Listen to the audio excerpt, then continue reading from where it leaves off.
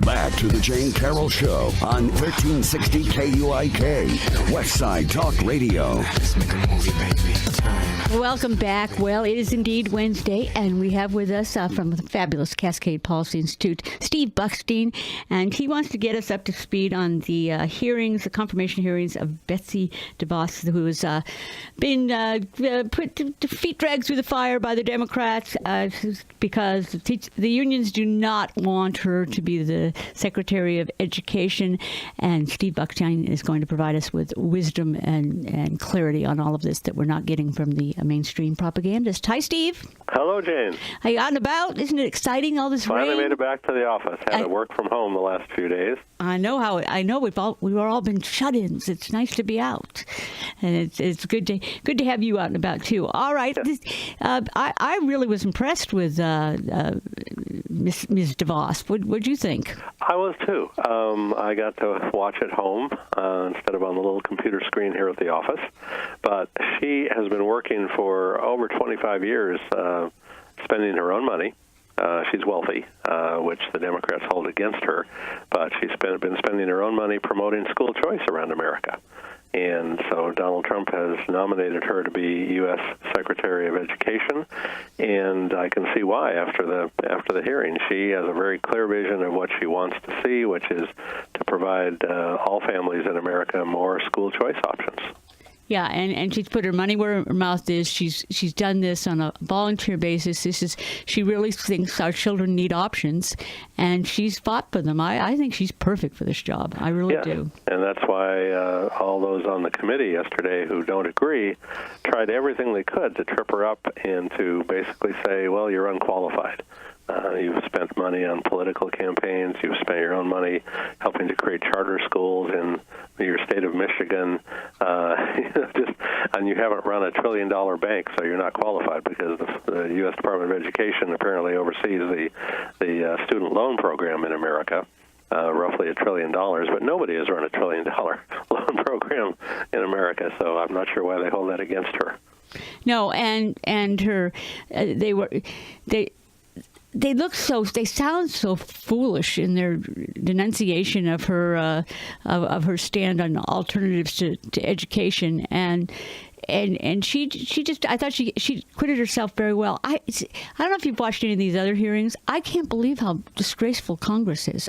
They are embarrassing. They won't let the nominees answer any questions. They accuse them of all these heinous things, and then they start to answer, and they interrupt them and go, "Look, I only have a few minutes here. You don't interrupt me." Right. Yeah. I hate to interrupt you, Jane, but I was going to say, go ahead, interrupt me. But those hearings, I think, are really more for the members of Congress to get face time is to really learn anything about the nominee, because they're spending their time grandstanding. In this case, when it's obviously a partisan issue, and unfortunately, the Democrats on the committee know they're going to be outvoted, so they spend their time just trying to earn brownie points, you might say, with their constituency, instead of really drilling down and learning something about the policies that this woman promotes. Yeah, I don't think they were acquitting themselves well. I'm not an unbiased person, but I just when they go into this sort of acting like these people are something they would wipe off their bottom of their feet, low life, horrible people, and they're so.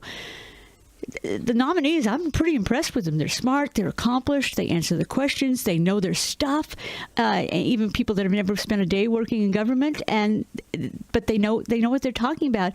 And these people get up there and act like these are just the lowest forms of life. It's. I don't think they're acquitting themselves well. They look very, very bad in all this process. And I think I agree with you, and it is sad because they privately behind closed doors they know that most of these people, Betsy DeVos is almost certainly going to be the U.S. Secretary of Education, and they're going to have to work with her. They're on the Education Committee in Congress. They're the ones that allocate the money, and she's the one who spends it. And from my standpoint, and I think she has spoken publicly in the past, the federal government really should have a little or no role in education, but the fact is that it does have a role. And so if it does have a role, how can it actually help states and families instead of hurting them? And the interesting thing about her, she wasn't a Trump supporter. So it shows, I think, the largesse of the president-elect to include people that, and when people ask him, well, some of your nominees are saying things that they don't agree with you. He says, I told them to be themselves. I told them to answer. I like that. I think that's refreshing rather than these talking point automatons that go in there and recite the Democratic Party pledge. Do you? I know this is a little bit off the topic, but you're an astute political observer, and you study these issues very carefully. Do you think any of them thus far are in jeopardy of not getting the appointment? I probably don't study all of them as closely as you think I do. I'm not sure. The one I'm really focusing on is Betsy DeVos, because education is a big issue with me and a big issue with Cascade Policy. Absolutely. Of course, the other ones are important also, but they're going to try to knock off politically at least one of Trump's nominees, I assume. And from what I've read, Betsy DeVos is one that is high on the list to try to knock off. I mean, they criticized her for spending a lot of her own money on political campaigns, but as you say, I don't think any of that money was going to Donald Trump. She wasn't a Trump supporter.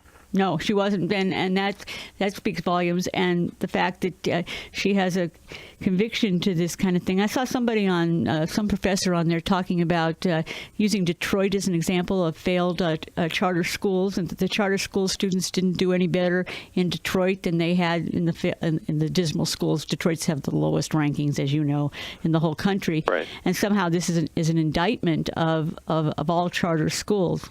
And no, they actually do better than their comparable traditional public schools in Detroit, but they don't do it nearly as well as they should. And she tried to explain the demographics, what's gone on in Detroit over the last 20 years, how anybody who could get out of the city got out, especially with people with children, so they could get a better education. And the ones that are left are the ones that have no resources and are no political clout, and it's a very tough problem.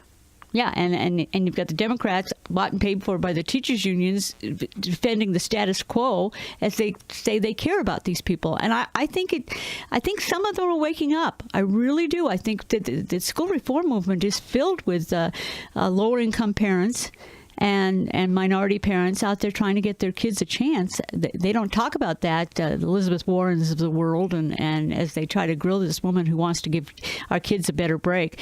That's why I asked you about whether you thought because she is one of the number one targets. And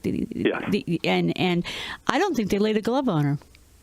I don't think so either. They tried to trip her up, and she didn't fall for the bait. I mean, she kept her answers short, and when she didn't agree with somebody, she'd say, well, I'm open to discussing that, Senator, which you should do. I'm sure she'll discuss anything with anybody on education, but they were trying to pin her down on things that she didn't want to be pinned down on. Yeah, and Trump's he's got all these things to go in there, and you saw this grandstanding and this whining and the moaning and the wringing of hands, and they are in the minority. The one concern is he would not vote for Mr. Tillman, the Secretary of State appointee, who I think was amazingly impressive in what he knew and how he addressed the questioning.